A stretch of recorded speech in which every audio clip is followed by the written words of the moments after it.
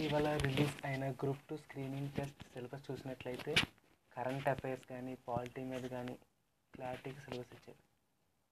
Polity మనకు మెయిన్స్కి prepare అవ్వడం ఎంతైనా అవసరం. ఎందుకంటే మేజర్ టాపిక్స్, మెయిన్స్లో ఉండే మేజర్ టాపిక్స్ అన్నీ ఈ స్క్రీన్ టెస్ట్లో కూడా ఇవ్వడం జరిగింది కాబట్టి దెర్ ఈజ్ నో ప్రాబ్లం. ఖచ్చితంగా పాలిటీ మెయిన్స్ ప్రిపేర్ అవ్వడం వల్ల టైం సేవ్ అవుతుంది. ఎకానమీ దగ్గరికి వచ్చేటప్పటికి మెయిన్స్లో ఉన్న టాపిక్స్, స్క్రీన్ టెస్ట్లో ఉన్న టాపిక్స్ విరివిరిగా చూసుకుంటూ ప్రిపేర్ అవ్వడం మంచిది. కానీ స్క్రీన్ టెస్ట్లో చూసినట్లయితే 3 టాపిక్స్ మెయిన్స్లో లేవు. ఆ టాపిక్స్ మీద కాన్సన్ట్రేట్ చేయడం అవసరం. ఎందుకంటే మేజర్ మార్క్స్ దాని నుంచే రావడం జరుగుతుంది. మెయిన్ సిలబస్లో లేని టాపిక్స్: మధ్యయుగ భారత ఆర్థిక వ్యవస్థ లేదు, కేంద్ర రాష్ట్ర ప్రభుత్వాల కార్మిక విధానాలు, వివిధ ప్రాంతాల మధ్య జనాభాల వారీగా వారి ఆర్థిక అసమానతలు.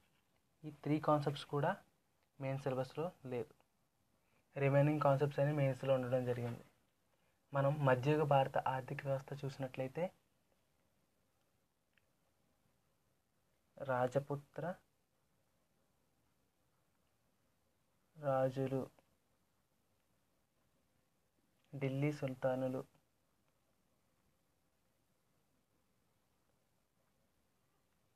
విజయనగరం రాజులు,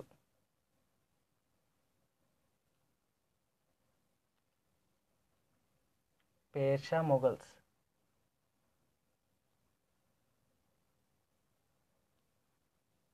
వీరి యొక్క ఆర్థిక వ్యవస్థ గురించి క్షుణ్ణంగా చదవాల్సిన అవసరం ఉంటుంది. వీరి వ్యవసాయం ఏ విధంగా ఉంది, పరిశ్రమలు ఏ విధంగా ఉన్నాయి, ఆర్థిక విధానాలు ఏ విధంగా ఉన్నాయి అన్న కాన్సెప్ట్స్ మీద మనం చదవడం ఎంతైనా ముఖ్యం. స్వాతంత్రానికి పూర్వం భారత ఆర్థిక వ్యవస్థ సెకండ్ కాన్సెప్ట్. ఈ కాన్సెప్ట్ చూసినట్లయితే స్వాతంత్రానికి పూర్వం అంటే బ్రిటిష్ పాలన ఉండేది కాబట్టి వారి ఆర్థిక వ్యవస్థ గురించి చూడడం ముఖ్యం. బ్రిటిష్ పాలన అంటే వలసవాదం మనం 3 కేటగిరీస్ కింద డివైడ్ చేసుకోవచ్చు. బ్రిటిష్ వలసవాదం ఎస్పెషల్లీ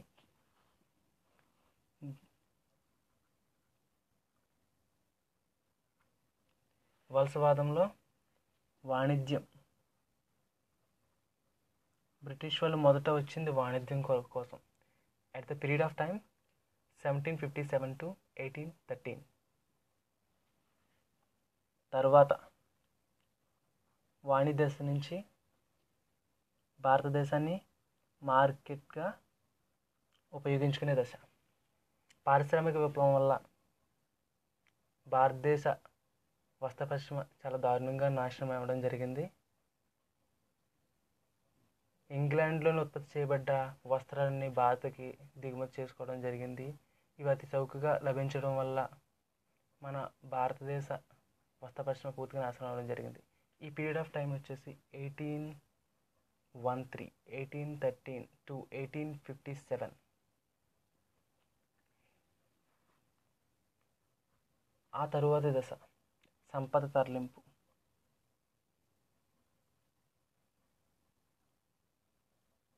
ఈ దశ వచ్చే టైంకి మన దేశ సంపదని కొద్దిగా రైల్వే వ్యవస్థ రూపంలో కావచ్చు, జల రవాణా వ్యవస్థ రూపంలో కావచ్చు ఇంగ్లాండ్కి తరలించడం జరిగింది. మన రైల్వే వ్యవస్థ కూడా మన సంపదను తరలించడానికి మాత్రమే బ్రిటిష్ వాళ్ళు డెవలప్ చేయడం జరిగింది. తర్వాత థర్డ్ కాన్సెప్ట్ వచ్చేటప్పటికి స్వాతంత్రానంతరం అభివృద్ధి ప్రణాళికలు. ప్రణాళిక ముందు మనం ఏమి అవలంబించాం.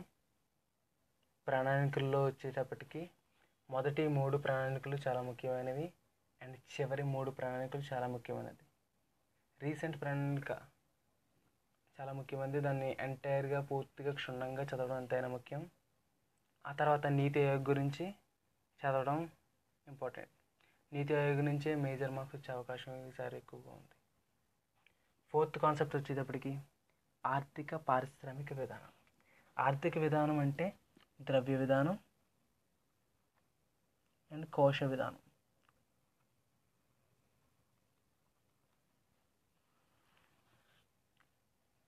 అండ్ పారిశ్రామిక విధానం వచ్చేటప్పటికి మనకు పారిశ్రామిక తీర్మానాలు చాలా ఉండడం జరిగింది కదా. పారిశ్రామిక తీర్మానం నుంచి మేజర్ మార్క్స్ వస్తాయి, కానీ తీర్మానం నుంచి వచ్చే అవకాశం ఉందని మేము చెప్పలేం. ఒక్క మార్క్ కూడా డిసైడ్ చేస్తుంది మనము పోటీలు ఉన్నది లేనిది. కాబట్టి మనం పెట్టుబడి, సేవారంగం, ఐటీ విధానం, పాలసీస్ అలా విడివిడిగా చూసుకుంటూ పారిశ్రామిక విధానాలు ఏ విధంగా ఉన్నాయంటూ అనలైజ్ చేసుకుంటూ చదవడం ఎంతైనా ముఖ్యం. 5th కాన్సెప్ట్ చూసేటప్పటికి సరళీకరణ, ప్రైవేటీకరణ, ప్రపంచీకరణ, లిబరలైజేషన్, ప్రైవేటైజేషన్, గ్లోబలైజేషన్. ఇది ఎప్పుడు జరిగిందంటే 1991. మన బంగారు నిల్వలు విపరీతంగా పడిపోయినాయి, దేశ ఆర్థిక వ్యవస్థ కుదేలైంది. ఈ సమయంలో అప్పటి ప్రధాని పివి నరసింహం గారు అండ్ అప్పటి ఆర్థిక శాఖ మంత్రి మన్మోహన్ సింగ్ అవలంబించిన నూతన పారిశ్రామిక విధానం వల్ల భారతదేశ ఆర్థిక వ్యవస్థ మళ్ళీ కుదుట పడింది.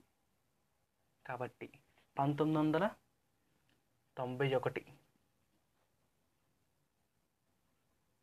చాలా ఇంపార్టెంట్. ఈ నూతన పారిశ్రామిక విధానం కావచ్చు, అప్పుడు ఉపయోగించిన సంస్కరణలు కావచ్చు, చాలా ఇంపార్టెంట్, అది చదవాల్సి ఉంటుంది.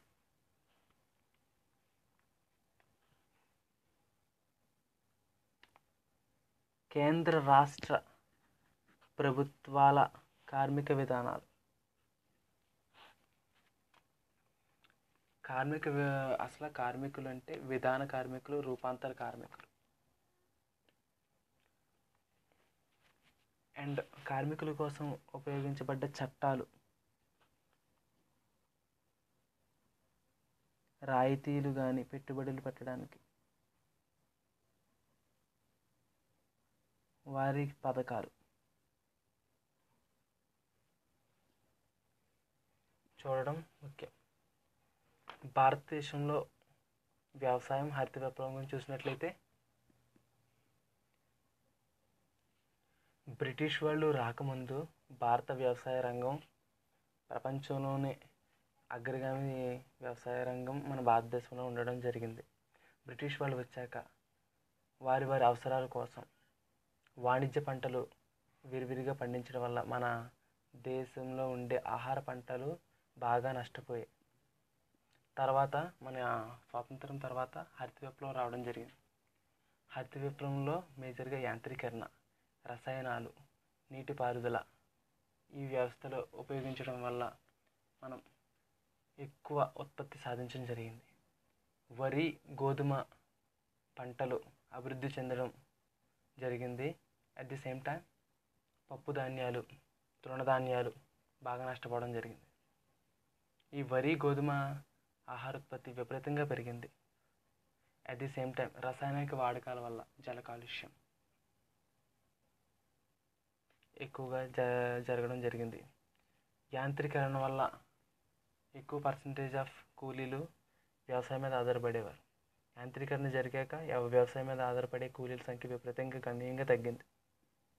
ఈ కాన్సెప్ట్స్కి వచ్చేసరికి ప్రాంతీయ సమాన అభివృద్ధి, మానవ అభివృద్ధి, అవస్థాపన, పేదరికం, నిరుద్యోగం, వెనుకబడిన రాష్ట్రాల నూతన వర్గీకరణ గురించి మనం అనలైజ్ చేసుకుంటూ చదవాల్సి ఉంటుంది. అండ్ 2011 జనాభా లెక్కలు కన్సిడర్ చేయడం జరుగుతుంది. ఈ ఎంటైర్ కాన్సెప్ట్స్లోనూ మనం సర్వేస్ చదవడం వల్ల బాగా హెల్ప్ అవుతాయి. సర్వేస్ చదివినప్పుడు ఏపీకి డిఫరెంట్గా, ఇండియాకి డిఫరెంట్గా చదువుకోవడం మంచిది. సర్వీస్ లాగే బడ్జెట్ గురించి కూడా చదువుకోవడం మంచిది. 2016-17 కేంద్ర బడ్జెట్, రాష్ట్ర బడ్జెట్, దీని నుంచి ఒక 3-4 బిట్స్ వచ్చే అవకాశం ఉంది. ఈ విధంగా మెయిన్ సిలబస్లో కవర్ అయ్యే కాన్సెప్ట్స్తో పాటు ఏపీ సిలబస్లో ఉండే కాన్సెప్ట్స్ కూడా ఈక్వల్గా బ్యాలెన్స్ చేసుకుంటూ చదవడం వల్ల మనం 30-35 మార్క్స్ స్కోరింగ్ చేయొచ్చు. ఎకనామిక్స్ కనుక 30-35 మార్క్స్ వచ్చి రిమైనింగ్ జనరల్ స్టడీస్ 40 మార్క్స్, ఇది ఒక పాలిటీ ఒక 35 మార్క్స్ అలా వచ్చినట్లయితే డెఫినెట్లీ మనం స్క్రీనింగ్ టెస్ట్ పాస్ అయ్యే అవకాశం చాలా ఎక్కువ. Thank you.